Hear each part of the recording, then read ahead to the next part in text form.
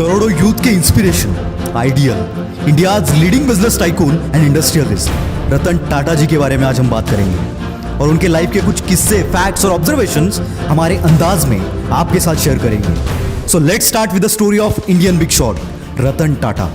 Tata group of companies के अब तक के सबसे सक्सेसफुल चेयरमैन, एक इंडस्ट्रियलिस्ट होने के साथ साथ रतन टाटा एक जिंदा दिल इंसान भी है।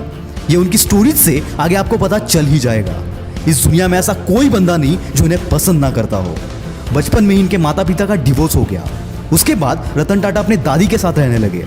बचपन से ही उनकी दादी ने उन्हें एथिक्स और मॉरल का पाठ पढ़ाया, यानी चाहे कुछ भी हो जाए तुम्हें ऐसा कोई कदम नहीं उठाना है जिससे खानदान पे कोई आ जाए, और इसको रतन टाटा आज तक फॉलो करते आ रहे हैं। अपनी स्कूलिंग खत्म करते ही रतन टाटा ने अपने हायर एजुकेशन के लिए अमेरिका के कॉर्नल यूनिवर्सिटी में एडमिशन लिया। ग्रेजुएशन के बाद उन्हें आईबीएम से जॉब ऑफर हुआ। आईबीएम उस वक्त दुनिया की सबसे बड़ी कंपनीज में से एक थी। कुछ महीनों तक रतन टाटा ने आईबीएम में जॉब भी किया, पर उनके दादी की तबीयत खराब होने के चलते उन्हें इंडिया वापस लौटना पड़ा। वापस आते ही रतन टाटा टाटा स्टील्स में काम करने लगे, पर यहाँ काम करने में इनका दिल नहीं लगा। जब रतन टाटा ने यह बात जेआरडी टाटा से कही, तब उन्होंने नेल्को कंपनी संभालने का काम रतन टाटा को दे दिया। नेल्को इलेक्ट्रॉनिक सेक्टर में काम करती थी, जो कि उस वक्त बहुत लॉस में चल रही थी। और यहाँ आता है ट्विस्ट।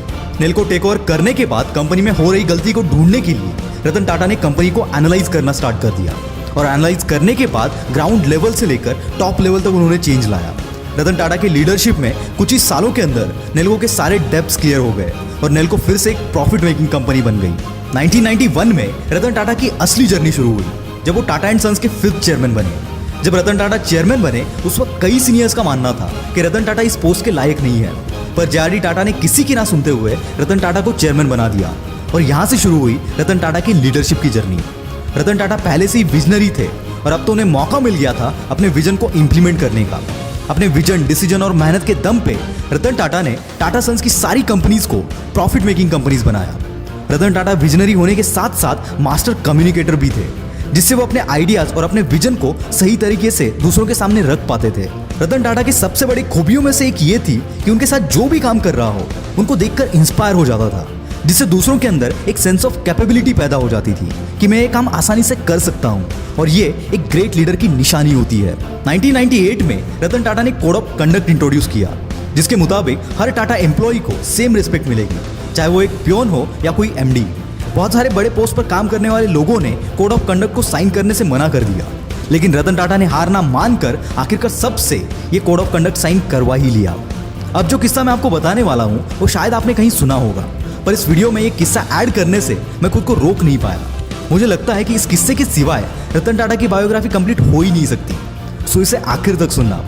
किस्सा कुछ ऐसा है कि साल 2000 में टाटा का ऑटोमोबाइल सेक्टर बहुत लॉस में चल रहा था। इस पर रतन टाटा ने डिसीजन लिया कि वो टाटा मोटर्स को फोर्ड को बेच देंगे। इसलिए अपनी टीम के साथ वो बिल फोर्ड से मिलने चले गए। बिल फोर्ड से मिलने के बाद उनका बर्ताव रतन टाटा को पसंद नहीं आया। बिल फोर्ड ने कहा कि ये कंपनी हम आपसे खरीद कर आप पर एहसान कर रहे हैं। रतन टाटा को यह बात चुभ गई। उसी रात वो अपनी पूरी टीम के साथ इंडिया वापस आ गए और डिसाइड किया कि वो अपनी कंपनी नहीं बेचेंगे। रतन टाटा की एक खासियत है कि वो अपनी मेहनत और अपने विजन को एक कर्व में रखते हैं, जिसकी वजह से उन्हें कम टाइम में अच्छे रिजल्ट्स मिलते हैं। और यही फॉर्मूला रतन टाटा ने अपनी loss making company Tata Motors पर अप्लाई किया, और इसके चलते कुछ ही सालों में टाटा मोटर्स एक प्रॉफिटेबल कंपनी बन गई। और 2008 में ठीक 8 साल बाद फोर्ड मोटर्स का दिवाला निकल गया।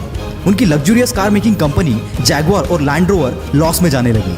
उसी वक्त रतन टाटा ने दोनों कंपनीज को $2.3 बिलियन के वैल्यूएशन के साथ खरीद लिया, और इन लॉस मेकिंग कंपनीज को प्रॉफिटेबल भी बनाया। उस वक्त बिल फोर्ड ने रतन टाटा से एक लाइन कही कि हमारी कंपनीज खरीद कर आप हम पर एहसान कर रहे हो। दोस्तों, इससे एक बात साफ हो जाती है कि सक्सेस से बड़ा कोई रिवेंज नहीं, और यही बात रतन टाटा ने प्रूव करके दिखाई। अगला एपिसोड आप किस पर देखना चाहते हो कमेंट में जरूर बताना। मैं हूं आपका द विल पावर स्टार। मिलते हैं अगले वीडियो में। Bye bye.